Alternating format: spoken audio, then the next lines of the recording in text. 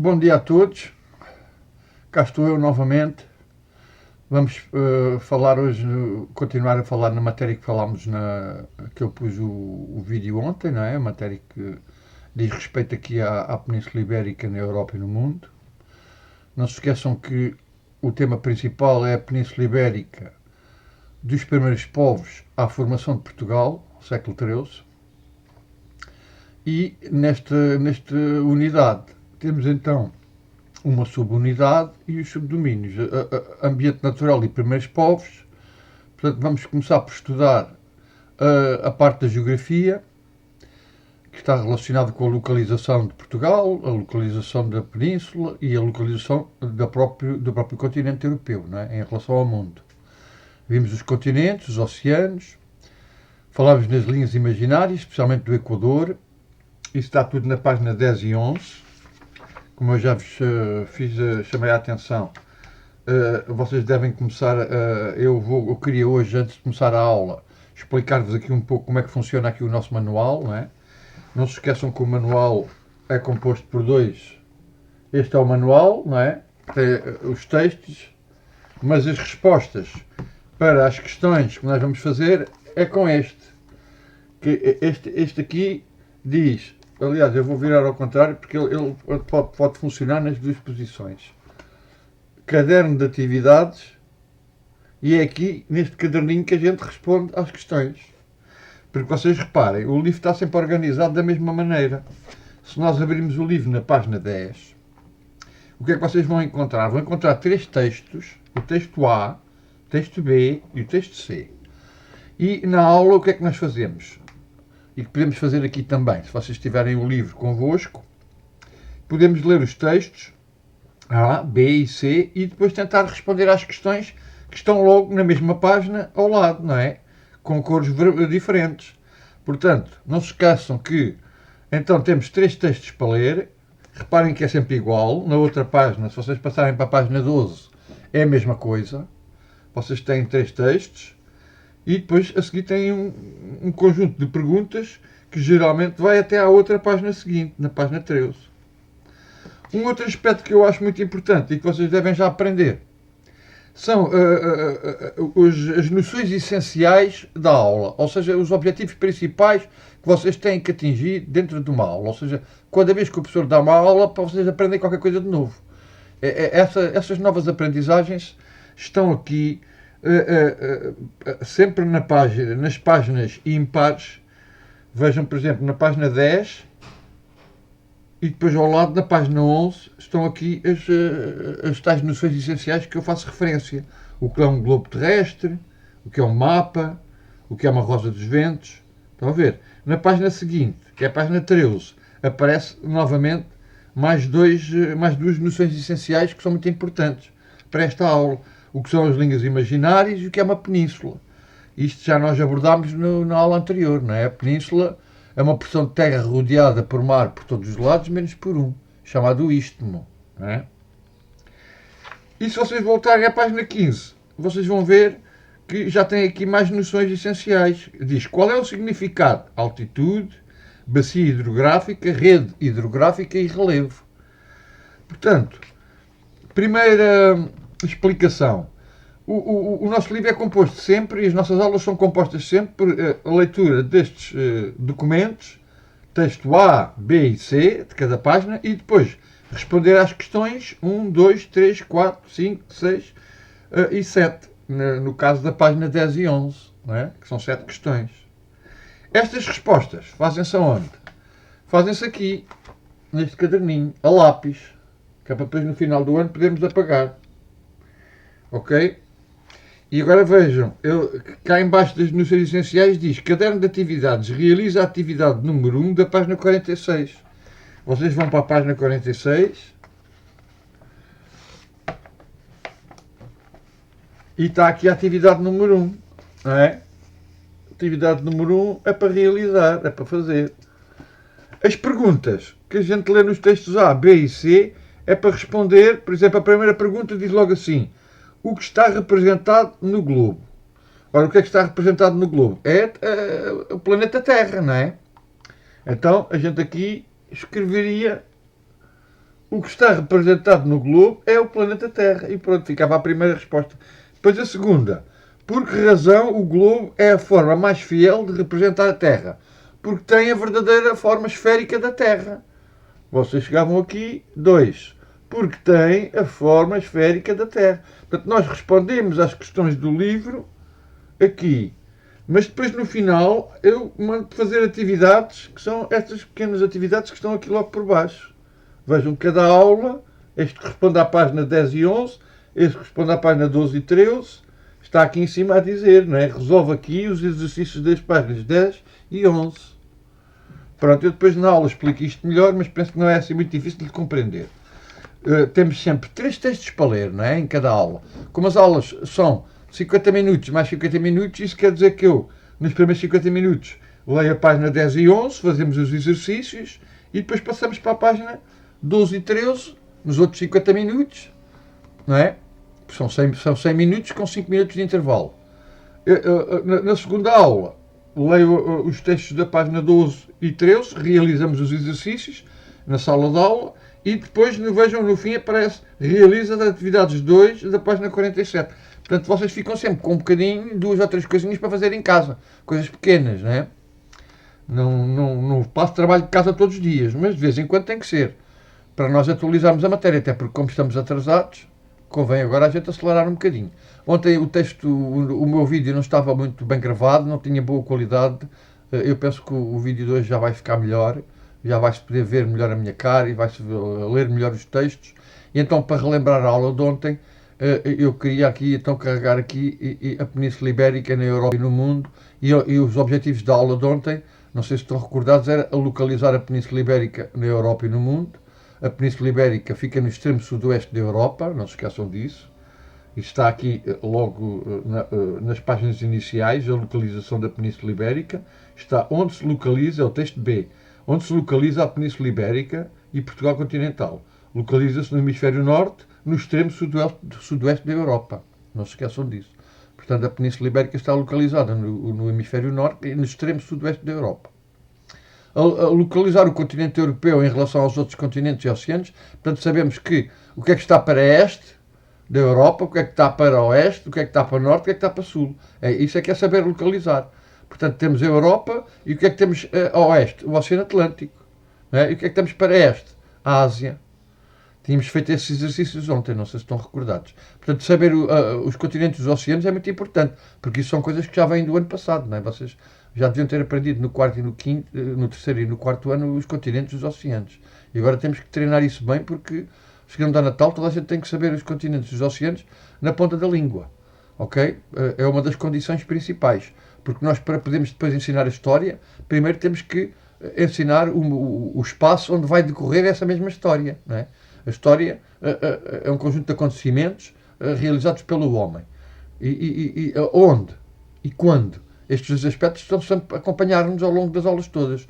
Temos sempre que saber onde é que estamos. Estamos a falar de uma revolução. Aonde? Em Espanha? Em Portugal? Na Europa? Estamos a falar de uma guerra. É no mundo? É só num país? Portanto, estamos a falar... Temos sempre que saber a localização do fenómeno ou do acontecimento que estamos a estudar. Mas também temos que ter sempre a noção do seu tempo. Em que tempo foi? Foi em que século? Foi em que ano? Portanto, nós estamos habituados a trabalhar com estas unidades de tempo, não é? Agora vocês no quinto ano vão trabalhar com novas unidades de tempo, que é a década, que são 10 anos, o século, que são 100 anos, e o milénio, que são 1000 anos. Portanto, a história trabalha com fatias de tempo diferentes, não é? Umas são maiores, outras são mais pequenas. O último objetivo é distinguir os diferentes continentes e oceanos, é como estou a dizer, saber onde é que estão os continentes e os oceanos. Isto foi a aula de ontem, não é? Hoje vamos avançar para o segundo aspecto, o segundo subdomínio, que tem como título, portanto, ainda dentro do estudo da Península Ibérica, desta vez vamos ver as características naturais da Península Ibérica. O que são estas características naturais? É tudo o que pertence à natureza. Portanto, antes do homem chegar à Península Ibérica já havia árvores, já havia montanhas, já havia rios. Portanto, a natureza já existia. O homem depois foi transformando e modificando essa mesma natureza, não é? Portanto, vamos saber como é que a Península Ibérica era nesta altura que estamos agora a estudar, não é? Que no fundo é o início, não é? É o princípio. Os primeiros homens vão aparecer na Península Ibérica e vamos ter que saber aonde e como é que eles viviam, o que é que eles já sabiam fazer. Então, os objetivos da aula 2, no final da aula 2, deverás ser capaz de localizar os principais acidentes morfológicos e os principais rios da Península Ibérica. Os acidentes morfológicos é o relevo, não é? Saber onde é que estão as montanhas, onde é que estão os vales, as planícies, os planaltos, conhecer a nossa Península Ibérica. Agora não vamos só ver Portugal, vamos ver a Península Ibérica como um todo, não é? Vamos ver onde é que estão localizados os principais rios, as montanhas, os planaltos. Depois vamos ver, caracterizar o clima da Península Ibérica, caracterizar e dizer como é que é, não é? Como é que eu sou, como é que vocês me caracterizam. Eu tenho cabelo branco, tenho barbas, tenho óculos. Portanto, caracterizar uma coisa é dizer como é que ela é. Vamos ter que dizer como é que são os climas da Península Ibérica. Porque na Península Ibérica há climas diferentes, não é? Como vocês podem imaginar, as pessoas que vivem na Serra da Estrela não têm o mesmo clima das pessoas que vivem no Algarve. Não é? No interior, as montanhas e a altitude fazem com que fique muito mais frio. Nós cá embaixo no sul temos muito mais a proximidade do mar, o facto de estarmos próximo do mar Mediterrâneo, que isto faz com que o nosso clima seja mais agradável. Vejam, por exemplo, hoje está um dia bonito de sol, enquanto lá em cima, no norte, já o clima está totalmente diferente. Faz vento e chove, faz frio. Além de caracterizar o clima da Península Ibérica, na aula 2 temos que relacionar as características climáticas com a vegetação natural e o espaço ibérico, do espaço ibérico. Portanto, relacionar como?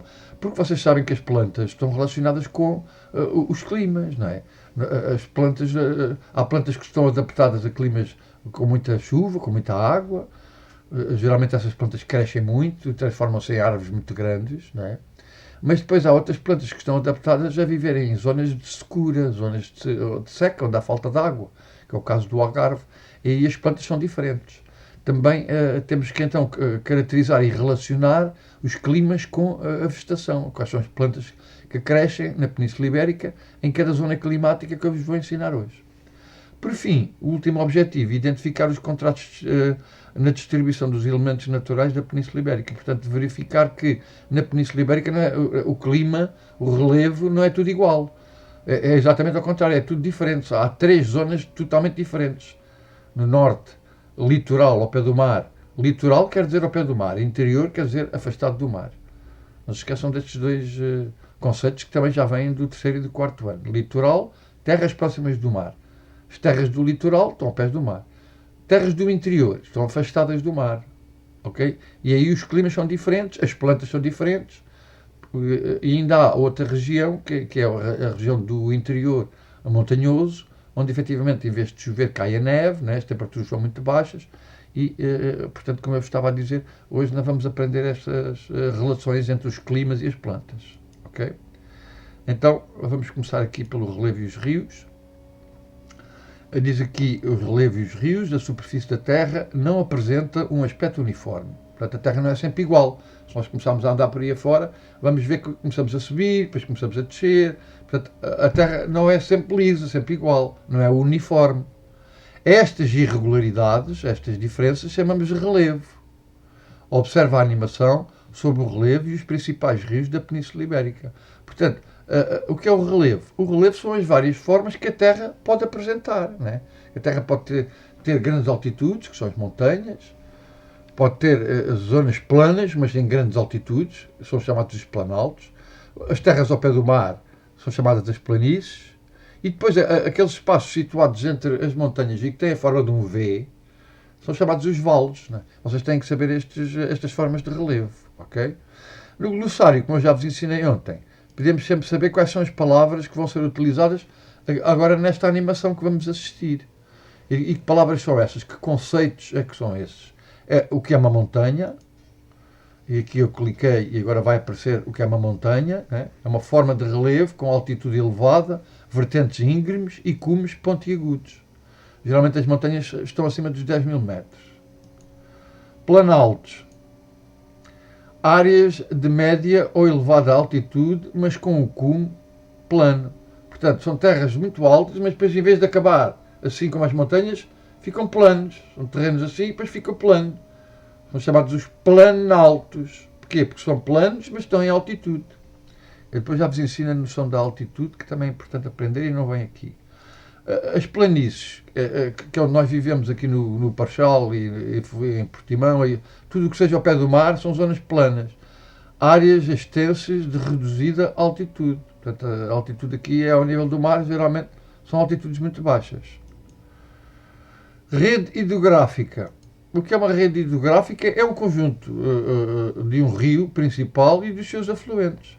Portanto, não se esqueçam que o rio Arado não é só o rio Arado, tem uma série de rios mais pequenos, a Ribeira de Boina, aquela ribeira que está ali das fontes. Portanto, há vários riozinhos mais pequenos, várias nascentes de água que vão desembocar ao rio Arado. Ao conjunto do rio e mais os seus afluentes, que são estes rios pequenos, chamamos rede hidrográfica, que é o que está aqui, rede hidrográfica. Por fim, o que é um vale? Como eu já disse há pouco, a planície entre duas montanhas ou colinas, onde normalmente corre ou já correu um rio. Os rios geralmente correm nos vales, entre as montanhas.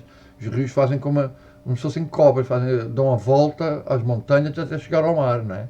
Porque os rios não podem subir montanhas e têm que obedecer ao relevo. Lá está uma relação entre o relevo, que são as montanhas e as várias formas que a Terra tem, e os rios. Os rios têm que obedecer ao relevo e têm que se desviar das montanhas e por isso têm aquela forma, né? Parece uma cobra, faz os zigue-zagues até chegar ao mar.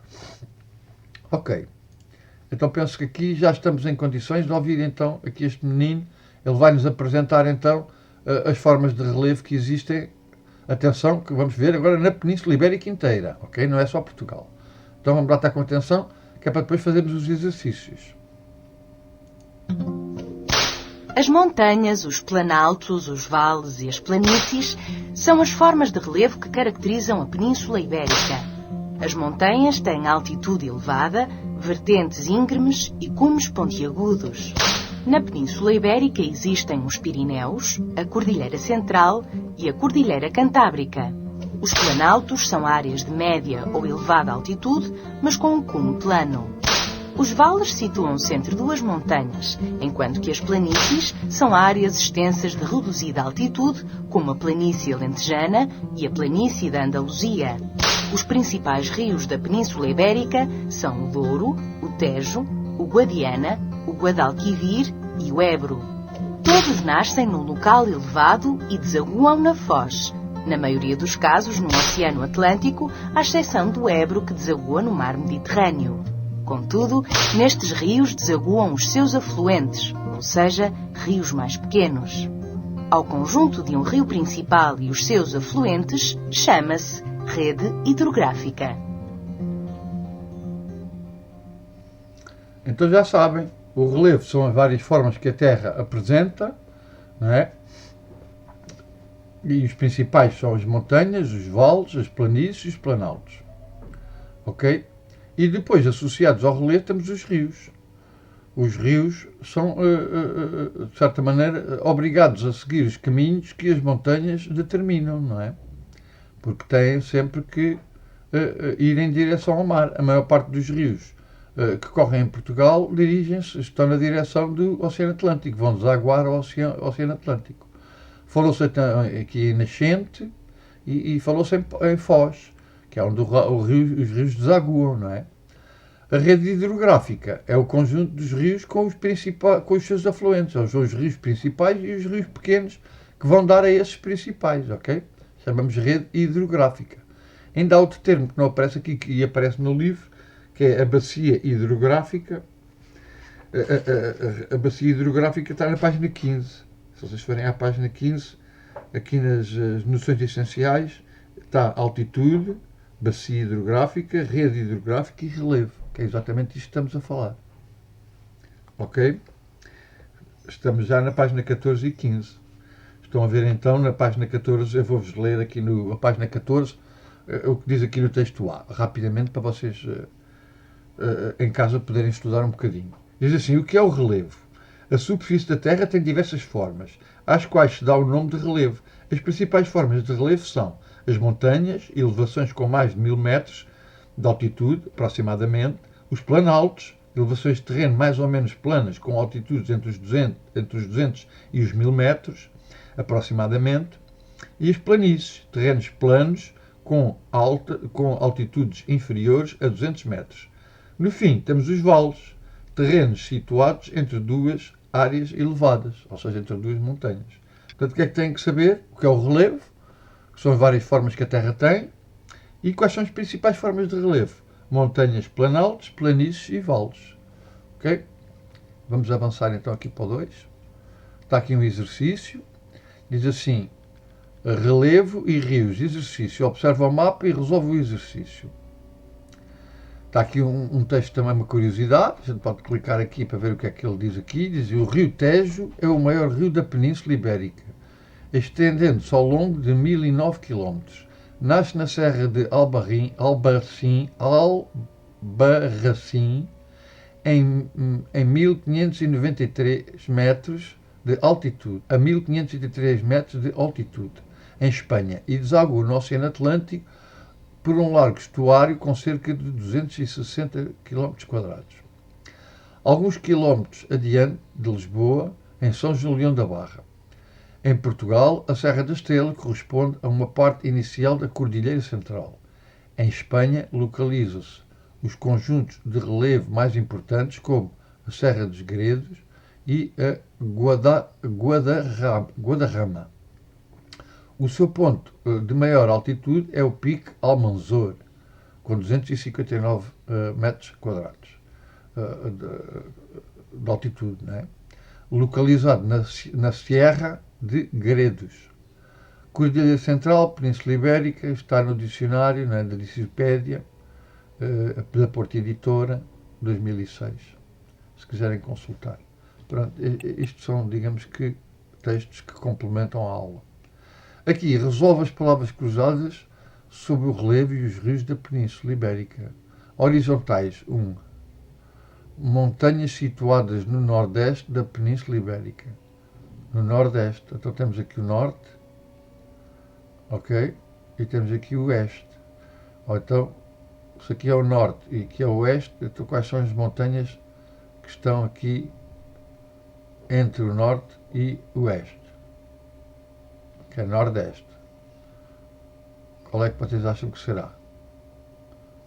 Cordilheira Ibérica. Será Ibérica, não é? Qual é que será então? Nordeste. Agora vamos aqui ver as soluções. Pirineus. Portanto, estão a ver? Montanhas situadas no nordeste da Península Ibérica. Pirineus.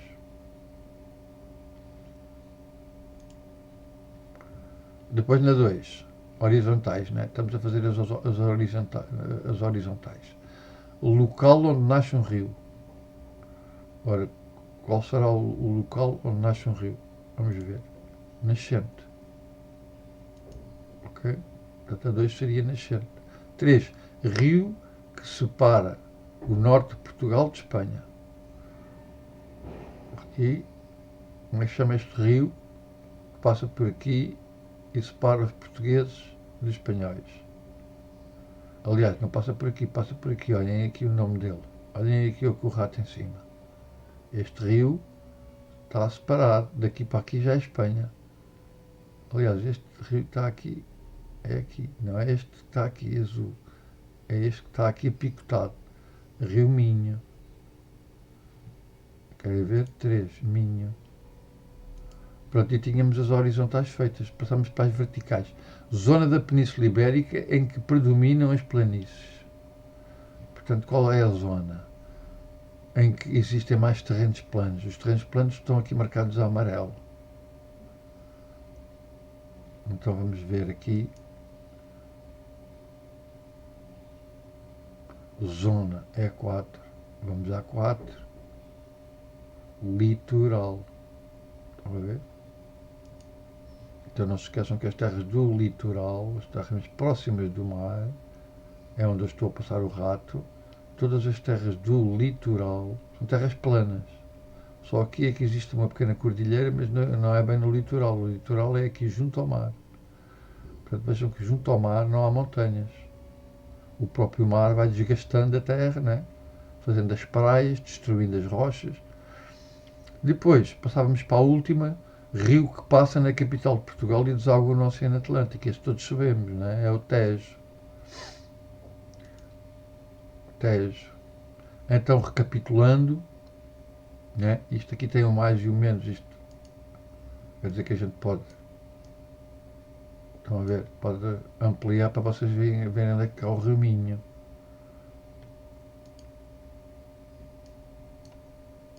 Reduzir um bocadinho mais, estão a ver, no norte de Portugal, Rio Minho. Este rio está aqui, separa Portugal da Espanha. Aqui para cima já é Espanha, aqui é Portugal, norte de Portugal, e aqui é a Espanha. A Vigo, que esta zona do... A Galícia, os galegos, esta zona é a Galícia. É uma zona onde eles falam uma língua muito parecida com a nossa, muito parecida com o português, os galegos. Pronto, então, temos então aqui neste mapa, vocês vejam, estão as principais cordilheiras, o que são cordilheiras, são conjuntos de montanhas, não é? Com mais de 1000 metros de altitude. E o que é que temos que saber? Temos que as principais cordilheiras são a Cantábrica, que está no norte da península, a Bética, que está no sul, não é bem sul, é mais virado aqui para este, mas pronto, podemos considerar que está a sul. Temos a Cordilheira Central, como o próprio nome diz, é um conjunto de montanhas que atravessa toda a Península Ibérica. Vejam, ela vem daqui, está ligada à Cordilheira Ibérica.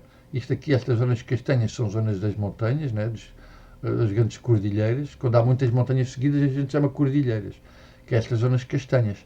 E depois reparem que nos intervalos entre a Cordilheira Cantábrica e a Cordilheira Central, temos aqui uma zona de planalto. Chama-se Meseta Ibérica. Aqui também, deste lado também é um planalto. São terrenos planos em altitude. São muito altos, mas são planos.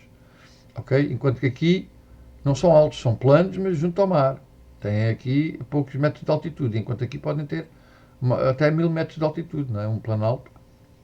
Portanto, Cordilheira Cantábrica, depois a sul, Cordilheira Bética, Cordilheira Central, Cordilheira Ibérica e depois está aqui os Pirineus, também é uma cordilheira, é um conjunto de montanhas que separa aqui isto é que se chama o Istmo. O Istmo é exatamente aqui, esta ligação que a Península Ibérica tem à Europa. Passando aqui as montanhas dos Pirineus, sabem qual é o país que está aqui? Alguém sabe? É a França, não é? Passando para aqui estamos em França. Ok. Então, revendo aqui montanhas situadas no nordeste da Península Ibérica, nordeste é para este lado, não é? Norte, este, nordeste. Ora, as montanhas são os Pirineus. O local onde nasce um rio é uma nascente. Onde é que ele desagua? Na Foz. 3. Rio que separa o norte de Portugal de Espanha. Ora, na 3 é o Rio Minho, como nós já tínhamos visto aqui e ampliado, não é? Eu tinha aqui ampliado para a gente ver aqui melhor o Rio Minho. Ok? Depois passávamos para as verticais. 4. Zona da Península Ibérica em que predominam as planícies. Ora, 4 são as zonas do litoral. O que é o litoral? É o contrário de interior. Isto é uma zona interior. Isto é uma zona do litoral, porque está ao pé do mar. O último rio que passa na capital de Portugal e desagua no Oceano Atlântico. Ora, cá vemos aqui, então, vamos ampliar aqui um bocadinho, para a gente ver aqui o rio que passa pela capital de Portugal, que é Lisboa. É? Já passei. Está aqui, é o Rio Tejo. Ora, aqui está Lisboa. Lá vem o Rio Tejo. Vejam que de onde é que vem o Tejo, não é? O Tejo vem da Cordilheira Ibérica. Vem por aqui afora, percorre muitos quilómetros e passa, então, vem dar aqui a Lisboa. Ok? E vamos passar para o terceiro exercício. Ora, no terceiro exercício já aparece aqui um novo termo, que é o clima. Atenta, quer dizer, tenham atenção na explicação das zonas terrestres. Ora, quais são as palavras que vão ser usadas aqui? Precipitação e temperatura. Temperatura, já sabem o que é, quando a gente estamos com temperatura, os nossos pais usam o termómetro, não é? Para medir a temperatura. Portanto, a temperatura é o calor ou o frio, não é? E a precipitação é a chuva. São estes dois conceitos que vocês têm que aprender. Precipitação, quantidade de água caída no solo sob a forma de chuva, neve ou granizo. Temperatura, grau de calor ou de frio de um determinado lugar. Aqui no Algarve nós temos boas temperaturas, não é? Por isso é que os turistas vêm cá passar férias, porque as temperaturas são muito agradáveis. Vamos então ouvir aqui a explicação deste animal, que eu ainda não sei bem que tipo de animal é este, mas parece-me uma ave. Vamos lá ouvir. A Terra é constituída por várias zonas terrestres. A Península Ibérica situa-se na zona temperada do norte e por isso tem um clima temperado e 4 estações do ano. A primavera, o verão, o outono e o inverno. De qualquer modo, isto não significa que o clima seja exatamente igual em todos os locais da zona temperada, nem em todos os lugares da Península Ibérica. Ok, então aqui neste mapazinho, então, neste globo, aliás, aparecem-nos então as zonas climáticas do planeta, né? Vejam, existem duas zonas frias, a zona fria do norte e a zona fria do sul, onde estão os Polo Norte, o Polo Norte e o Polo Sul, não é? Os polos. Depois, entre as zonas frias e a zona quente, ou chamada zona intertropical, estão situadas as zonas temperadas. O que é uma zona temperada? É uma zona que tem um bocadinho de calor e também tem um bocadinho de frio. Ou seja, no verão, na primavera e no verão temos o calor, e no outono e no inverno, vamos entrar agora no outono e inverno, temos as temperaturas que começam a baixar. Portanto, nós vivemos na zona temperada. Existem duas zonas temperadas, a zona temperada do norte e a zona temperada do sul. Nas zonas próximas do Equador, lá está, a tal linha que divide a Terra em dois hemisférios.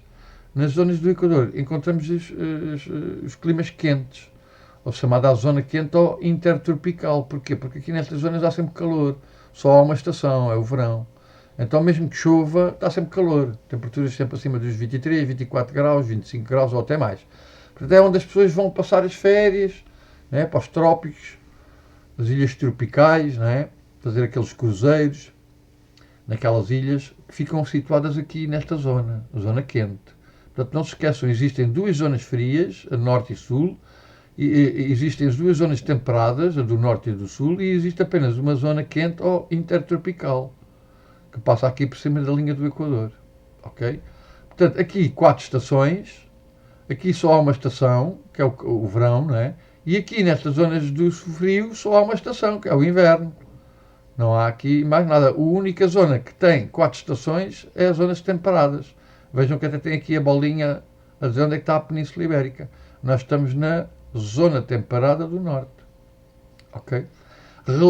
Responde às questões selecionando a opção correta. Em que zona climática se situa a Península Ibérica? Na zona climática do norte, na temperada do norte ou temperada do sul? É na zona temperada do norte. Ok. Qual é a área climática mais chuvosa da Península Ibérica? Portanto, é a área continental ou a área atlântica? Ora, a área continental é longe do mar. A área atlântica é ao pé do mar. Onde é que chove mais? Ao pé do mar ou longe do mar? É na zona atlântica, próximo do mar. Na chamada litoral. No litoral chove sempre muito mais do que no interior. Qual é a área climática da Península Ibérica com maior diferença de temperaturas entre o verão e o inverno? Quais são as zonas onde as diferenças são maiores? Portanto, no verão faz muito calor. No inverno faz muito frio. Essas diferenças climáticas chamam-se amplitude térmica. Essas mudanças de temperatura dão-se na zona do interior ou zona continental. Quando se diz continental é a mesma coisa que interior. Ok? E tínhamos então já a barrinha toda verde, quer dizer que as respostas estavam corretas. Agora vimos a Terra, vamos ver agora os fatores do clima. Fatores do clima.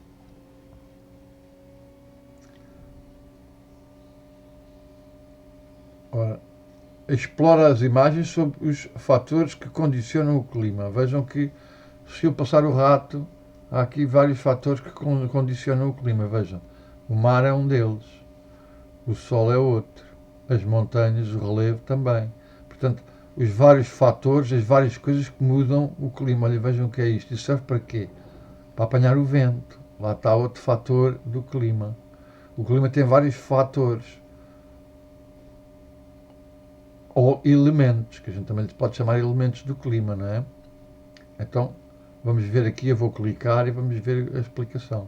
A temperatura é um dos elementos mais representativos do clima de uma determinada região. Estão a ver? Portanto, um dos elementos principais do clima é a temperatura. Já sabem que isso tem a ver com o Sol, não é? Vejam, por exemplo, agora este elemento do clima. O vento é, como certamente saberás, ar em movimento. É mais um dos aspectos meteorológicos utilizados para descrever o clima. Estão a ver? Aqui eles chamam fatores do clima no vosso livro, está na página 16. Esta matéria que eu estou a dar agora está na página 16. E fala aqui, não fala em fatores do clima, fala em elementos do clima. São chamados os elementos do clima. Ok? E as zonas climáticas. Então já vimos que o principal é o Sol, o vento, e agora vamos ver aqui este. O relevo e a altitude possuem um papel importante na variação, por exemplo, da temperatura, da umidade e da precipitação. Estão a ver? Portanto, as montanhas, uma pessoa que vive numa montanha está sempre sujeita a mudanças do clima totalmente diferentes de uma pessoa que vive junto ao mar. Estas duas pessoas estão aqui também aqui ao pé do mar. Portanto, já vimos o Sol, já vimos o vento, já vimos a altitude, o relevo. Vamos agora... A proximidade ou afastamento do mar influencia o comportamento dos elementos de clima. Portanto, os elementos do clima são influenciados também aqui pelo mar. Portanto, o mar também é um fator do clima. E vejam, falta aqui o ser humano, não é? Eu já passei o rato por todo o lado, já vimos as montanhas, já vimos aqui o sol, já vimos o vento, já vimos o mar, e agora aqui... A precipitação é a queda de água no estado sólido ou líquido. Faz parte dos elementos de clima. Vamos ver, eles estão com o chapéu de chuva, porquê? Porque está a chover e a chuva é um elemento do clima. Então temos a temperatura, a precipitação, o vento e a umidade nas montanhas e ao pé do mar. Portanto, são os elementos do clima. Quais são os elementos do clima, Sr. Professor? Temperatura, o vento, umidade e a precipitação, chuva. São esses os elementos do clima. Vamos ver agora na Península Ibérica onde é que estão localizados os principais tipos de clima. Vejam que distinguimos logo aqui três áreas. A área atlântica, que está marcada a verde, a área interior ou continental, que está aqui com este amarelado, e depois a zona cor-de-rosa, que é a área mediterrânica onde nós vivemos. Né? Nós estamos aqui em Portimão, onde eu tenho o rato é Portimão. Nós estamos aqui. Portanto, vejam, norte litoral, norte interior e zona sul, mediterrânica. Temos três tipos de climas. O clima atlântico, porque aqui é muito influenciado pela chuva e pelo Oceano Atlântico. O clima continental, mediterrâneo continental, porquê? Porque está no interior das montanhas, está ao pé das cordilheiras e aqui cai muita neve, faz muito frio no inverno e faz muito calor no verão. Depois temos a zona mediterrânica, que é toda esta, né? Então aqui o mar Mediterrâneo influencia muito esta zona. Nós aqui vivemos numa zona quente, aqui por baixo está a África e estes ventos quentes que vêm da África estão constantemente a entrar aqui na zona mediterrânica e é por isso que nós temos aqui um clima muito suave, com temperaturas altas no verão e temperaturas muito médias no inverno. E a precipitação é quase nula, ultimamente nem tem chovido, não é? Esse é um dos problemas que nós temos no Algarve. E penso que aqui o exercício 3 já está explorado. Não, falta ouvir aqui então, vamos ouvir. A área atlântica caracteriza-se pela precipitação abundante, sobretudo no outono e no inverno, e por temperaturas amenas quer no verão, quer no inverno. Talvez chove muito esta zona atlântica, mas as temperaturas são amenas. Nunca há muito frio nem muito calor. Porquê? Porque o mar é um agente moderador das temperaturas. Não deixa, não é? Que faça muito frio ou muito calor. Portanto, aqui chove muito, as temperaturas são médias, não é? Vamos ver aqui, no interior. Na área interior ou continental, as temperaturas são baixas no inverno e elevadas no verão. A precipitação não é abundante. Portanto, chove pouco, não é? Quando chove é em forma de neve, e no verão temos muito calor, no inverno temos muito frio. A nossa zona, onde nós vivemos, o nosso clima, a nossa zona climática, vamos ouvi-la agora. Na área mediterrânica, a precipitação é reduzida, clima seco. As temperaturas são amenas no inverno e elevadas no verão. Estão a ver? Temperaturas muito elevadas no verão, muito amenas no inverno e chove muito pouco. Não é? É uma zona onde, efetivamente, a falta de água já se vai sentindo. E pronto, tínhamos as três paletes já exploradas. Vamos agora passar para o exercício 4, onde vamos falar de plantas. Não é? Aqui no Saber Mais, o que é que diz aqui? Com o passar do tempo, as variadas atividades humanas contribuíram para a alteração e, por vezes, para a destruição da paisagem. Por isso, torna-se difícil encontrarmos com abundância algumas espécies de vegetação natural, tais como as faias, os carvalhos, os pinheiros, as azinheiras, etc. Nas atuais áreas florestais, encontramos em grande quantidade espécies vegetais introduzidas, como, por exemplo, o eucalipto. As florestas são um recurso muito importante para todos nós. Fornecem-nos madeira, oxigênio, frutos, sombra, papel, cortiça, etc.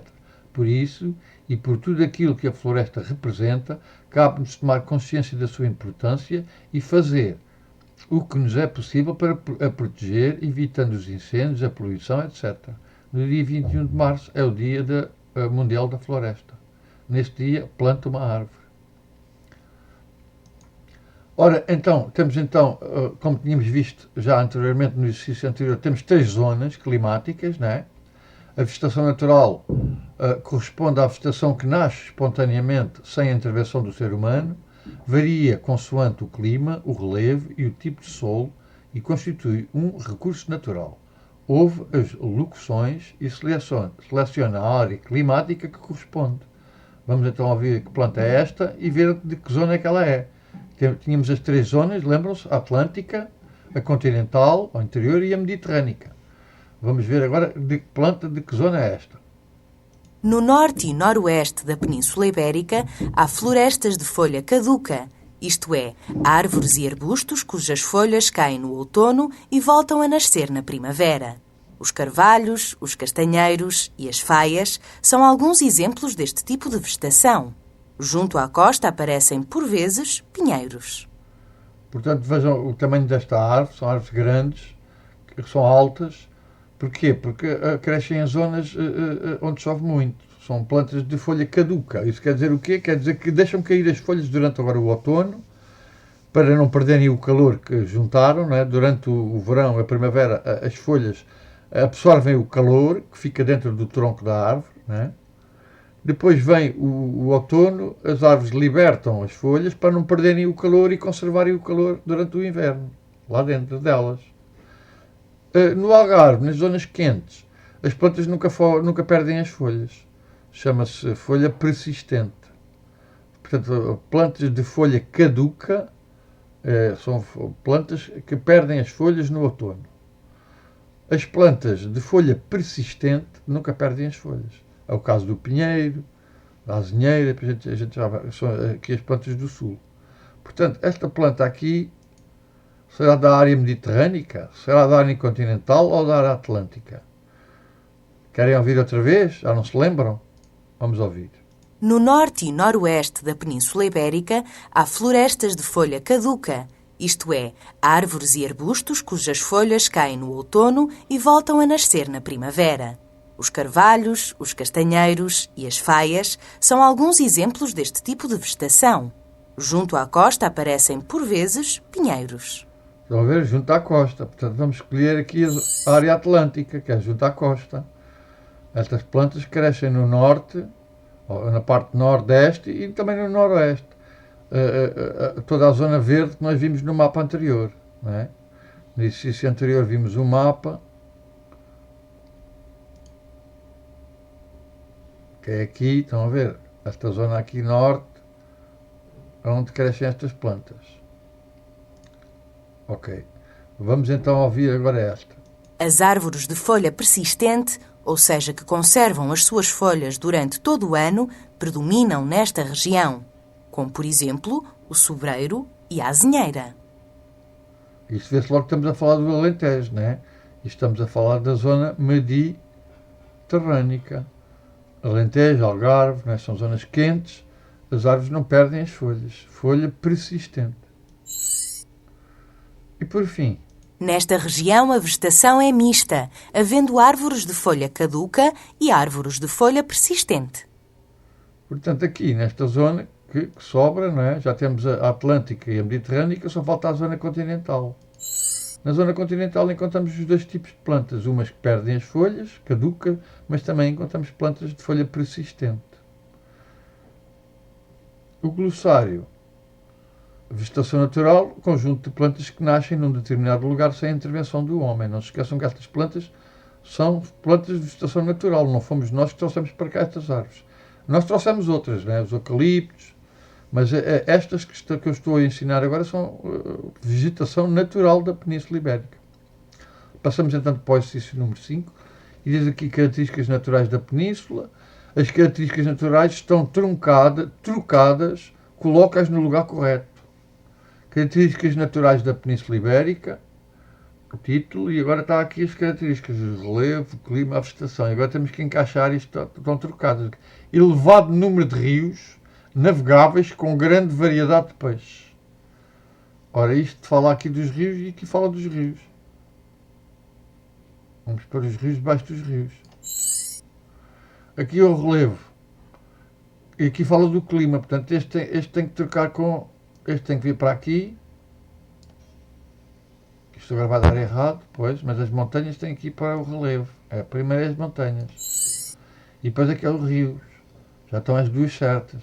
Montanhas, planaltos e planícies férteis, onde crescem cereais selvagens e onde pastam animais também selvagens. Relevo. Montanhas, planaltos, planícies, são formas de relevo.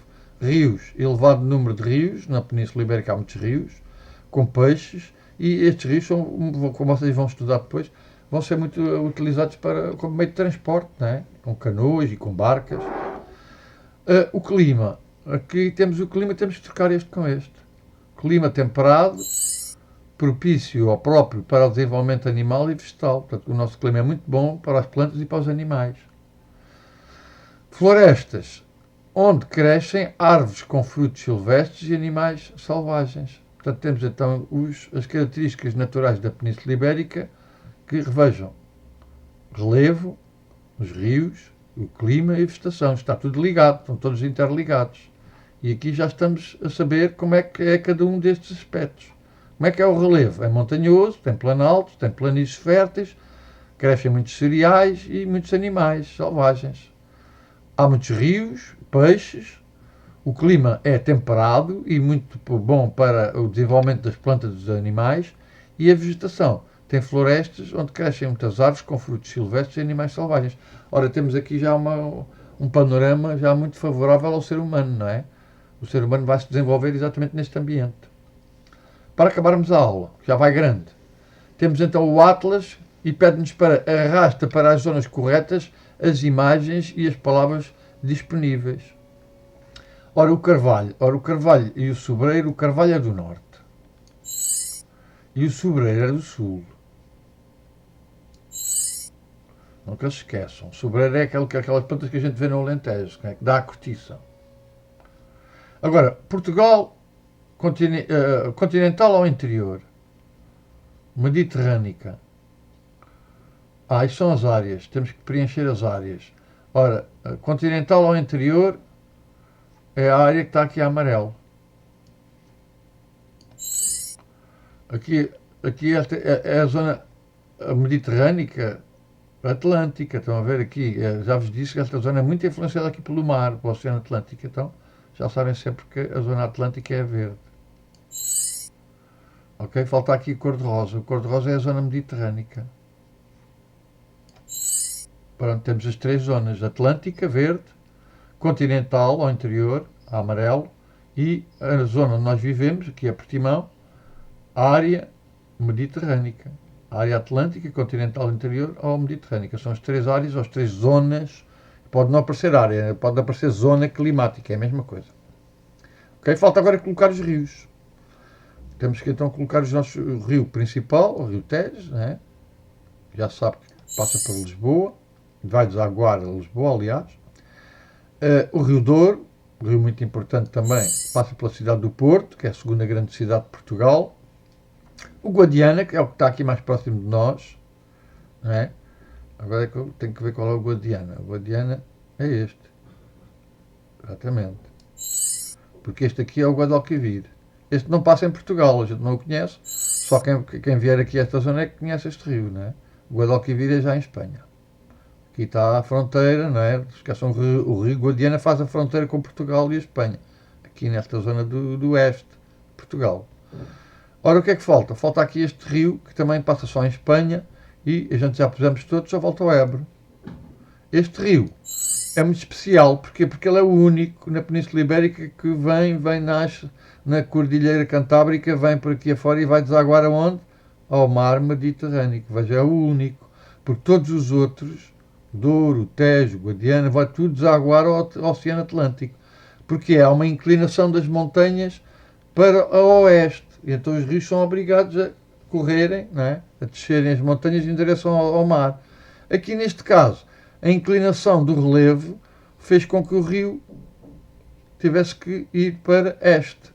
E ao ir para este vai desaguar ao mar Mediterrâneo, que é o rio Ebro. Pronto.